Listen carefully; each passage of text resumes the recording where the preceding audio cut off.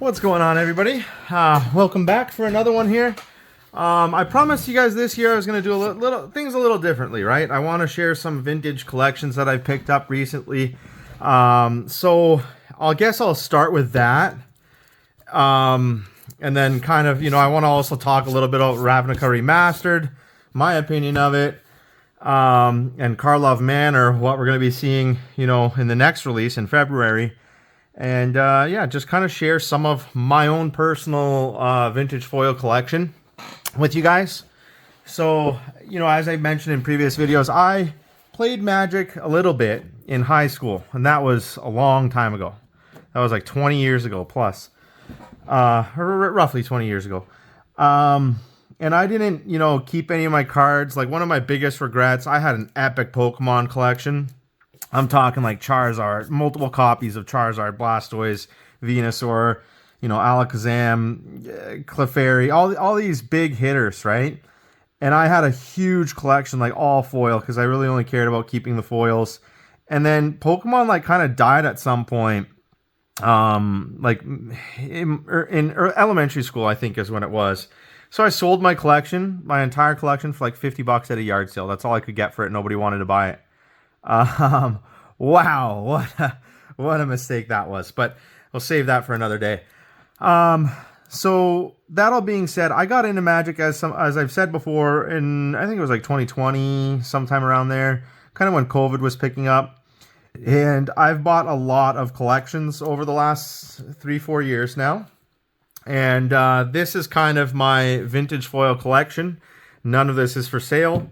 But these are cards that I've just kind of been safekeeping, and these cards over here on the left are part of a recent collection acquisition that I made.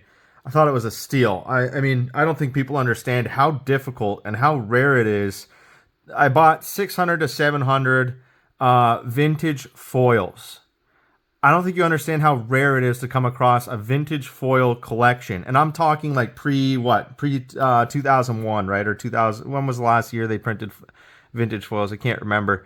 But, extraordinarily rare to come across something like that. I've bought a lot of collections in these last 3-4 years, and I have never, and I've bought like, 50,000 card collections, and I have never, ever come across 600 to 700 vintage foils in a single buy.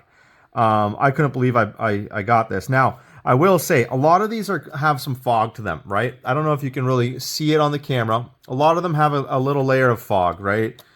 They are still like mint in the sense that they're not scratched. They're, if you look at the backside, they are beautiful. But the front foiling all has, a lot of them has some smudging, some fogging kind of effect to it. So regardless, it's still so rare to come across such an epic collection, and I couldn't pass it up. So I want to share that with you. These cards are all from the collection. I have started adding a lot to my personal binder, and I'm trying to work on all the different sets, full vintage foil. Just, I doubt I'll ever complete them, but it's something I'm going to hang on to these cards. If I have duplicates of them, then I'll sell them. But I want to, work on my own personal full foil vintage collection from every single set that, that where they're, I think it was like 7th edition and beyond. 7th edition was the first edition with foils in it. So 7th edition until, I can't remember what the last edition was that had foils in it. Maybe Onslaught or no, maybe not. Nemesis or something like that. Somewhere around there, maybe. I could be off, but if you know it, share that in the comments. So anyways, let's get into it. These are all the cards that I bought, and I've already worked through all these editions. So up to Mercadian Masks, I've already started putting in cards into my personal collection. A lot of these cards, $1, 50 cents, but there are a lot of zingers in here too, up to about $100 a foil. So this was just wonderful. I was so happy to buy this collection. These are all the duplicates that I'll be selling, and I sleeve them. I also use like non-acidic sleeves so that, I'm not adding to the degradation of these cards over time, and it adds to their safekeeping for storage. If they're worth over $5, I double sleeve them. God forbid, flooding, if there's a fire, I'm screwed. But for, the risk of water damage, I want to try to save all those $5 plus cards as best I can, so I sleeve them. But yeah, so I'll just kind of flick through these, and you guys can take a look and kind of relish the nostalgia of all these vintage foils from over the years. And, you know, if you see any real zingers that you want to comment on, you're more than welcome to. I want to kind of talk a little bit about Ravnica Remastered and Karlov Manor. So as you know, I had a master case incoming. So 24 collector booster boxes, and I had a bunch of draft as well coming in. Or aren't they? I think they're the play boosters now, aren't they? I believe 2024. So I canceled my entire order. Why? Because I am just very skeptical and very nervous to invest so heavily into a set where I was, stood the risk of losing several $100s, just potentially thousands, depending on what happened with this set because of the mass overprinting. This is a beautiful card, this Predator flagship. It's perfectly mint. I'm not going to take it out of its sleeves. But yeah, beautiful card. So I didn't want to risk all that money, right? I have Yawgmoth, neat card. And I canceled. And, I'm actually not regretting that choice. I really want to hold inventory of every set of Magic that I can, especially like the new releases. But sometimes you have to learn in this business where to kind of take a hit and just not carry any of that product, hoping that maybe later on there will be opportunity for me to buy from one of my suppliers or elsewhere. If somebody's selling their boxes, business is going out and stuff like that, to pick up those sets then. So yeah, I've set it out, and massive amount of Onslaught cards here from this guy. I sat it out, and so far I think it was the right decision. I think that when you're seeing, 8 to 10, even 6 or 7 of these Shocklands in each collector booster box, that's a little scary for me. And I know it's a limited print run, but I do think there's going to be a 1 to 3 year gap where prices just kind of trend downwards ever so slightly and then hold before they start to see an uptick. And it could take another couple of years beyond that to see them get back to the prices where they once were. The biggest fear I have as a shop owner and as a big collector is that they're double printing these, right? So then when Karlov Manor comes out, you're going to see another resurgence of these Shocklands. And I don't know how much. I don't know how many Shocklands they're going to be putting into these boxes. What we do know for certain is in the Clue Edition, you're guaranteed... It's a foil, right? I think it's a foil Shockland that you're guaranteed in each Clue Edition box. And yeah, they're $70, right? They're $60, $70 as a buyer, as somebody who plays the game and loves the game. I don't know how attractive the Clue Edition is going to be, for one. How many people are going to take that up and want to play it. For two, so I don't know if it'll maintain the premium that I see it at, right? If you compare it to like a gift box that's typically used to be in the $30 range, right? I just don't know that it's going to hold up, right? So if they're selling $60, $70 on Amazon, I buy my lot for $50, roughly somewhere in change, and then I'm trying to turn it and sell it for in the $60 to $70 range. I mean, first off, shipping is expensive on those big boxes. You're guaranteed going to be paying around $4 minimum to $5 to ship anywhere. So that's a hit. Then you're paying your commission or fee for whatever platform you're using for selling. eBay, TCGplayer, whatever. eBay is a little bit higher, but you're looking at around 11-12%. Then you gotta pay just to box it, right? You gotta buy cardboard boxes if you want to sell things. If you're selling like I am and you're selling a good quantity, you can't just stick it in an Amazon box and reuse an Amazon box or something like that. Something that you bought something in previously and then save that cardboard and box it.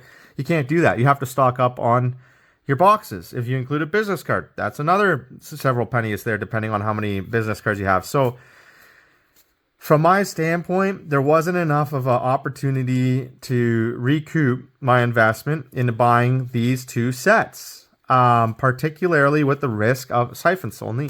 Well, that's a common one, but still, it's just a classic, right? There just wasn't enough of a opportunity there that I was seeing as a shop to bother investing so heavily into this set, these two sets. I have no idea what to expect from Karlov Manor in terms of the quantity of reprints of Shocklands that are going to be there.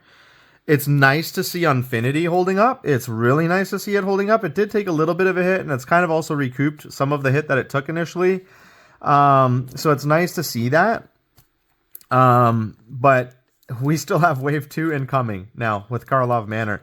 And for me as a shop owner, you know, you've got shelf life, you gotta inventory things, you gotta pay for storage sometimes, depending on how you store your cards.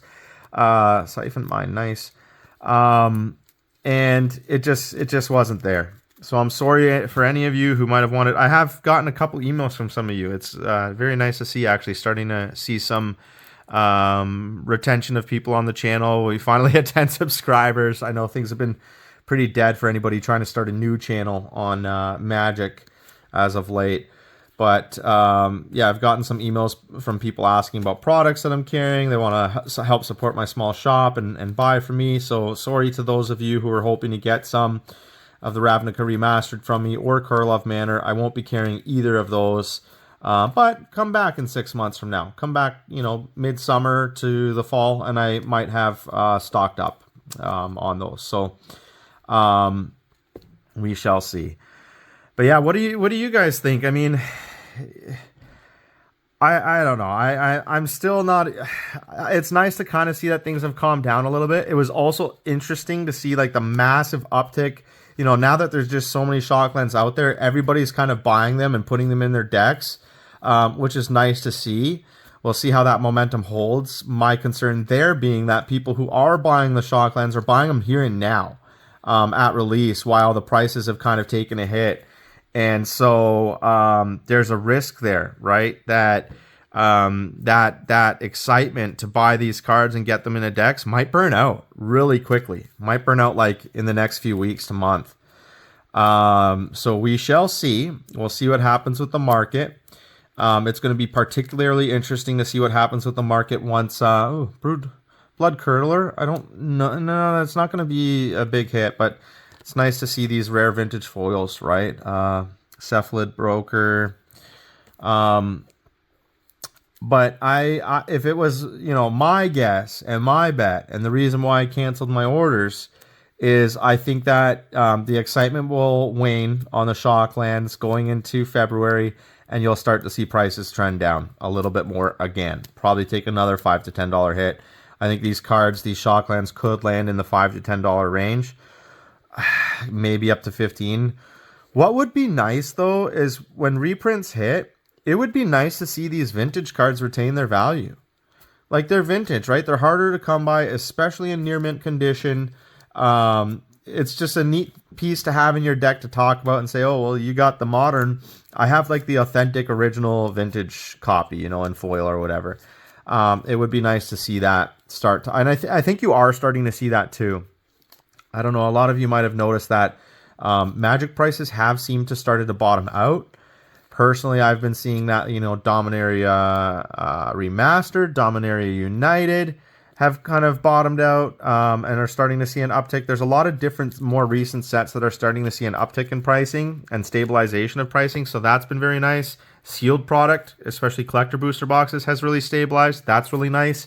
I think that the limited print runs have been helping. I think that the reprint, the quantity of reprints has really not helped. And I think that this next couple of months with Karlov Manor and Ravnica Remastered is a true test for Wizards as a business. They're wanting to see what happens to the market. And, of course, we know they're watching the secondary market based on comments that have been made. So I think they're wanting to see that, right? What the overall impact will be. So we're all guinea pigs right now, ladies and gentlemen. We are literally guinea pigs, and we shall see. But moving forward, I did get into the Fallout IP. I like Fallout. There's a master case of that one coming. What's the other one that's coming after Fallout? I can't recall. Oh, I do have a bunch of the decks coming as well, for Fallout as well. And then, you know, stay posted for more to come on the other releases that they have this year. It's nice to see that things have kind of been also tempered down in the amount of sets that are coming out this year. Also happy to see that. So I think these things are all good, bode well for Magic, particularly in the kind of down cycle that we are in right now in collectible trading cards all around, and game playing cards, game pieces, as many of you call them. So we'll see. I do think 2024 is shaping up to be a really good year for Magic. I think that if they can get the print quantity right, stop the overprinting of cards, and kind of get the amount out to the market, that helps to kind of stabilize pricing and not drive it down. I think that's good as well. Because look, at the end of the day, there's a lot of you out there that say, oh, it should be game pieces. Everybody should be able to own this and that. Yes, and I agree, with a limited kind of perspective and caveat. Because as all these reprints happen, it's driving down your own personal collection and your own personal deck's value, right? So when you go to trade and you go to uptrade and you go to get new cards when new sets come out, it's hurting you. It's hurting me. I'm trying to build my own decks as well, right? It hurts all of us. So I think they need to find a good balance where they're not driving down prices in mass printing cards. And it's just kind of the right amount for the market to adopt and take in and absorb, and people to enjoy what they're seeing and what they're playing with.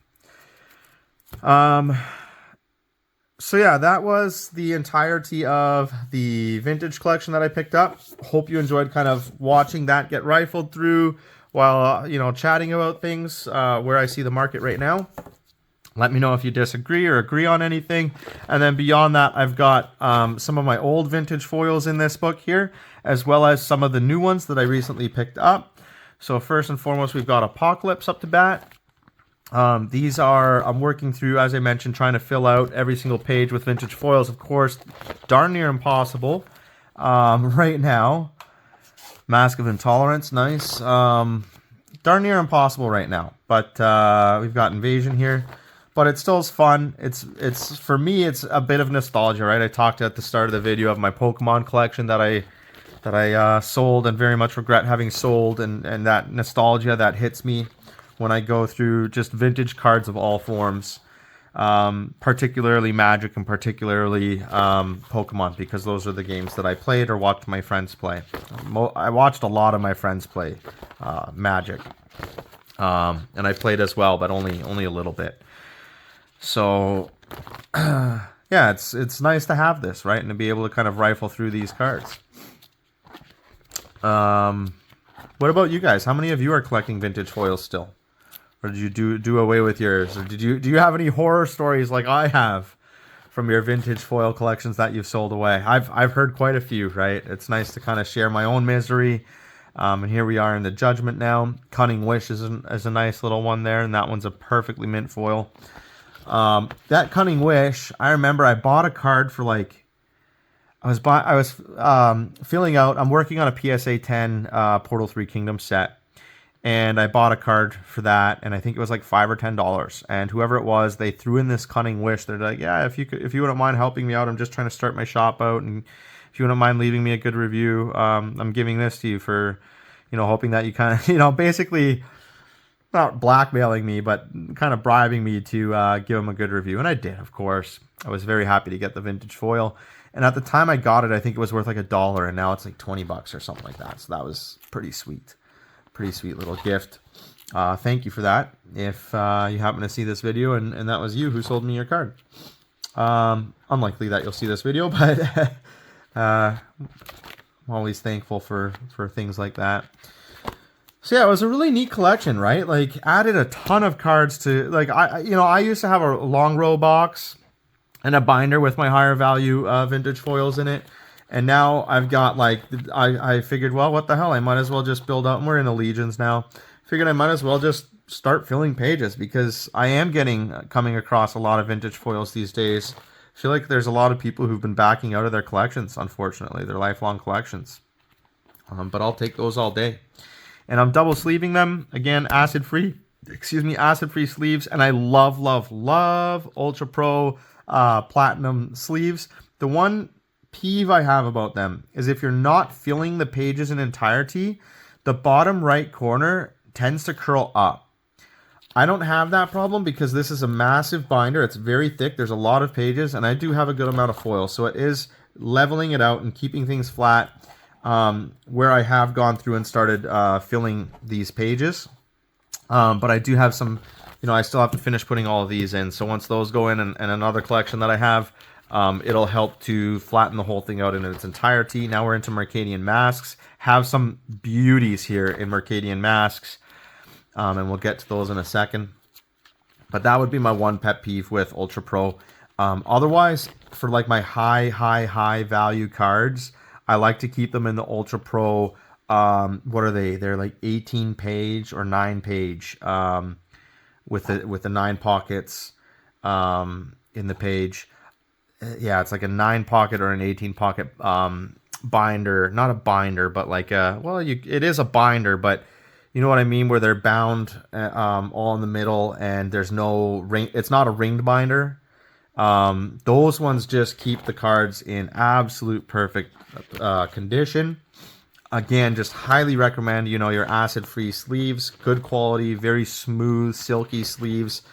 I'm not pitching for them. They don't sponsor me. I don't get any money from them, but it's Titan Shield, right? Titan Shield has a gorgeous sleeve. If you know another brand that is just perfectly silky smooth and cut nicely at the top, because bear in mind, especially on these older vintage foils, those tight sleeves, depending on how they're cut, the cut alone, the way it bends, can scratch your cards.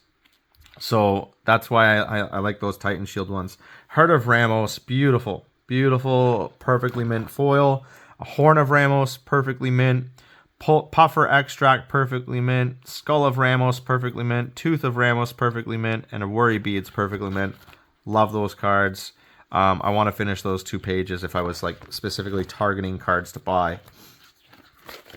And then now we're getting into, these are just like mass. I've got multiple duplicates of these cards. I haven't gone through these and reorganized these. As I mentioned, I want to complete the binder. Like this binder is going to be all foil, and I want to numericize everything and put it by color as well.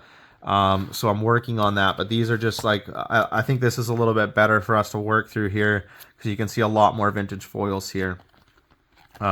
Just really neat, but a lot of duplicates. There are like duplicates in each sleeve even. Sometimes I try to keep it to just 2 a sleeve in this binder to help, like, because it keeps everything nice and tight. And a lot of these vintage cards can curl, right? So that helps also when you're doing back-to-back like that. It helps to actually flatten the cards over time, especially when you have the whole weight of the binder pressing down on them. It really helps to flatten them, and it just keeps everything beautiful. A couple of biorhythms, those are very nice. Histrodon, not so valuable, but cool to have. Towering Bailiffs, Elvish Pathcutters, Voice of the Woods, Taunting Elf, Weird Harvest, Wooded Foothills. That's a non-foil. The Lonely Sandbar is nice too. I don't know why I have that Wooded Foothills in there for Onslaught. I'll have to find a place for that, but I guess that's it from that. From Onslaught, I saved some sleeves to reorganize everything in. Now we're into Odyssey here. Traumatize for a rare foil. Sky Cloud Expanse, that's a beauty in foil. Call it out if you see some other zingers in here. I know that a lot of these uncommon and common vintage foils have a good amount of value to them too, right? I think I've got like Elvish Aberration or something like that. It's a Saga, I think, card. I have like several of those. Good value there. Now we're in a Plane Shift. Not too many from Plane Shift. Prophecy.